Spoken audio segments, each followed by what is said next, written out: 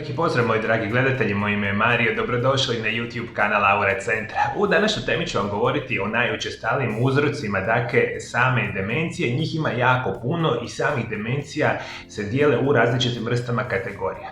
Mi danas i u najvećem broju slučajeva, vi znate da demencija kao takva u najvećem broju osoba se razvija kao Alzheimerova bolest, Parkinsonova bolest i slično, koje su demencije koje su u najvećem postotku i o njima ću nešto više pričati na kraju emisije. Međutim, postoji određeni broj demencija koje vi vjerojatno nikada niste čuli, a potencijal je da ga vi razvijete i upravo sve te same demencije imaju specijalne uzroke. I upravo ću vam govoriti o tim najčešćim uzrocima i govorit ćemo o tome koliko su vaše šanse da vi uopće razvijete samu demenciju. I mi kada generalno govorimo o demenciji, uzrok broj 1 zašto će se to uopće dogoditi je vaša dob. Dakle, starije godine života, specijalno kad pređete 60. 65. pa nadalju, upravo godine života potenciraju u najvećem broju slučajeva razvitak demencije. Međutim, postoje određene vrste demencija koje se mogu, ajmo tako reći, čak i izliječiti ili postaviti pod kontrolom, a određene vrste demencija kao što su Alzheimerova bolest i Parkinsonova bolest praktično to nije moguće. I ono što se zapravo događa kada govorimo o demencijama koji se mogu potencijalno staviti pod kontrolom, na prvom mjestu ćemo govoriti o nečemu što se naziva hidrocefalos normalnog traka. Hidrocefalos normalnog traka je vrsta demencije uzrokovana nakupljanjem cerebrospinalne tekućine u klijetkama mozga. Ovo nakupljanje tekućine dovodi do povećanja komora i na kraju oštećuje okolno moždano tkivo, što dovodi do kognitivnog oštećenja i simptoma poput gubitka kontrole mjehura, poteškoće prilikom hodanja i slične vrste perspektiva koje kasnije se manifestiraju kao određena vrsta demencije. I upravo kada se riješi ovaj posljedični glavni uzrok, nakupljanje ove cerebrospinalne tekućine, ova vrsta demencije se najčešće može apsolutno staviti pod kontrolu. Ima jedna još druga vrsta demencije koja veliki broj vas ne zna, ona se naziva Wernicke-Korsakov sindrom. Alkohol je povezan sa razvojem Wernicke-Korsakovog sindroma, poremećaja mozga koji je posljedica nedostatka tiamina ili vitamina B1. Wernicke-Korsakov sindrom zapravo je dvostupanjski poremećaj mozga kojima Korsakov sindrom, poznat kao Korsakova psihoza, razvija se nakon trajnog oštećenja mozga jer simptomi Wernickove encefalopatije značajno slabe. I ono što se zapravo događa kod ove interesantne perspektive, glavni uzrok nastanka ove demencije će biti alkohol. I onda osobe posljedica redovitog konzumiranja alkohola, imaju značajno manju količinu vitamina B1 u vašem tijelu i posljedica svega toga počinju se razvijati problemi sa samom demencijom i rekli smo tu je alkohol glavni uzrok. Kada njega riješimo ili ga stavimo pod kontrolom, značajno smanjujemo rizik od nastanka ove vrste demencije. Ono što možemo reći, alkoholičari su skloni razvoju ovoga stanja jer obično imaju lošu prehranu i smanjenu sposobnost pravilnog upijanja hranjivih tvari. Alkoholizam može dovesti do ozbiljnih nedostatka tiamina, što pomaže mozgu u procesu i proizvodnji energije i šećera. Bez tiamina mozak ne može stvoriti dovoljno energije da se održi, što dovoljno do oštećenja mozga, gubitka pamćenja i ostalih apsolutno simptoma. Dakle, alkoholizam, nedostatak vitamina B1. Dalje, jedan specijalni vitamin igra ključnu ulogu u zdravlju vašega mozga, biti će vitamin B12. Vi ukoliko imate kroničan nedostatak vitamina B12, a on će biti ponajprije izuzetno lošom prehranom, apsolutno načinom života, ne samo alkoholizmom nego i pušenjem, recimo konzumiranjem velikih količina lijekova. Vi ukoliko imate dugogodišnje kronične probleme recimo sa samom probavom, pa imate nešto što se naziva Crohnova bolest, sindrom iritabilnog crijeva, ulcerozni kolitis ili druge vrste problema i pijete velike količine lijekova, to vam moram jako puno napomenuti jer veliki broj lijekova jednostavno brišu bitne nutrijente iz vašeg tijela, imate povećani rizik od nastanka demencije. Upravo kad govorimo o vitaminu B12, on pomaže u proizvodnji crvenih krvnih stanica koje prenose kisik u mozak. Tako da oslabljena apsorpcija vitamina B12 ili nedostatak vitamina B12 mogu dovesti do demencije uzrokovane pogubnom anemijom.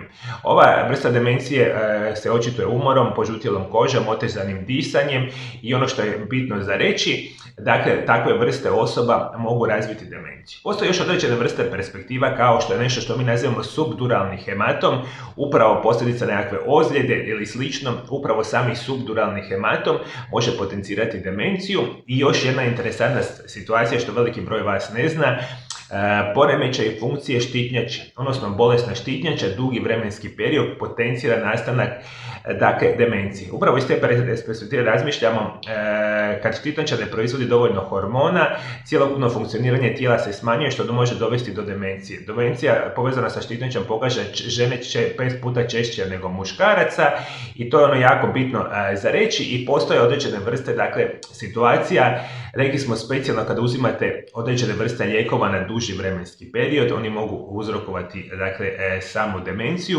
možete potencijalno biti izloženi štetnim kemikalijama. I određena vrsta toksičnosti, dakle iz okoliša, možda iz hrane, vama može potencirati nastanak same demencije. Upravo iz te perspektive razmišljamo osobe koje čak su izloženi živi, olovu ili dugotrajnom trovanju teškim metalima, mogu dovesti do ovakve vrste perspektiva i postoji čak određene vrste dakle tumora koji se nalaze u samome mozgu i koji kasnije potenciraju nastanak same demencije. Međutim, ajmo reći da veliki broj ovih situacija se pod nekim načinom ili pravilnom načinom života ili smanjenom uzimanja recimo izloženosti recimo kemikalijama i ostalim perspektivama može staviti pod kontrolu. Međutim, one najčešće demencije praktično su terminalne u velikom broju slučajeva i tu moramo sve raditi od sebe da bi njih smanjili zapravo na nekakav minimum. Upravo iz te perspektive govorimo o Alzheimerovoj bolesti.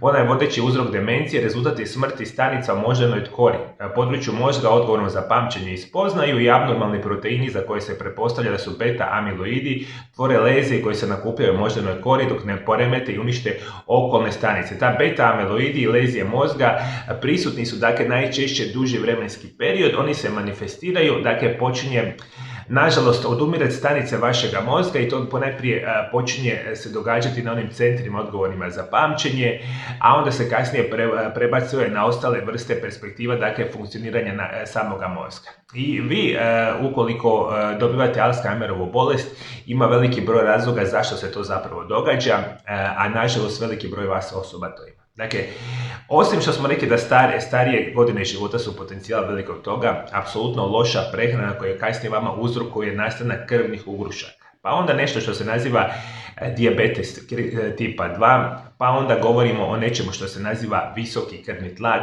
poremećaj funkcije srca. Dalje kada govorimo o aterosklerozi, govorimo o određenim vrstama situacija kao što su genetika, određena vrsta depresije, pušenje, fizička neaktivnost, socijalna izolacija mogu biti potencijal nastanka ovih bolesti. Kada govorimo naravno samo o Alzheimerovoj bolesti, a u kratkim crtama u najvećem broju slučajeva biti će starija životna dob i biti će određene vrste genetske predispozicije. Međutim, svi oni uzroci itekako potenciraju ovu vrstu najčešće demencije. Demencija koja je isto tako prilično učestala je nešto što mi nazivamo vaskularna demencija. I kada govorimo o vaskularnoj demenciji, govorimo da je direktno povezana sa visokim krvnim tlakom, sa dijabetesom tipa 2, govorimo specijalno o srčanim bolestima, visokim kolesterolom i drugim kardiovaskularnim stanjima. Ateroskleroza, nakupljanje masnih naslaga na zidovima moždanih arterija, može uzrokovati smanjeni protok krvi u određenim dijelovima mozga. Ako ovo ograničenje protoka krvi traje dovoljno dugo da liši mozak kisika, područja mrskog tkiva nastaju na kraju rezultiraju vaskularnom demencijom.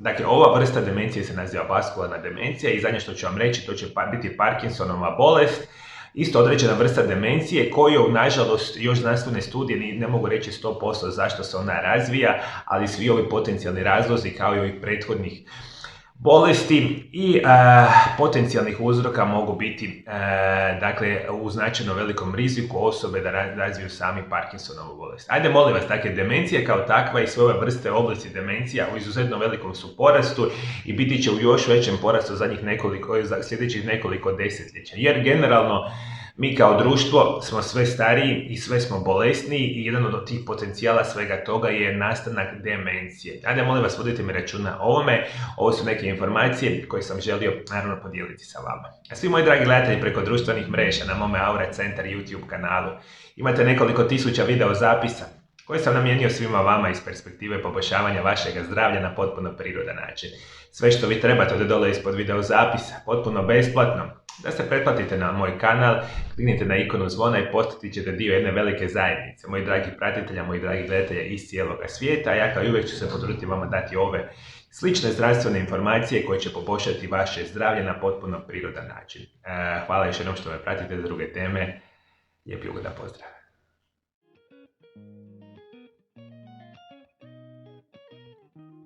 Moji gledatelji, ukoliko vi želite da vas ja osobno liječim od svih vaših bolesti i oboljenja, metodama liječenja koje usavršavam zadnje 23 godine rada, sa tisućama i tisućama pacijenata iz cijeloga svijeta, kontaktirajte moju ordinaciju koja se naziva Aura Centar iz Valpova u Hrvatskoj na ove brojeve telefona iz inozemstva ili kontaktirajte moju ordinaciju za sve ove moje pacijente iz same Hrvatske i dogovorite termine liječenja.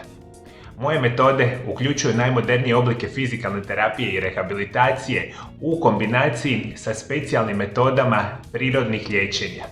Ovakvim vrstama metoda vi još uopće niste liječeni i to je nešto što ja godinama izučavam. I sve što želim zapravo svima vama dati načine i metode liječenja koji će sigurno i prirodno izliječiti vaše bolesti bez ikakvih nus pojava.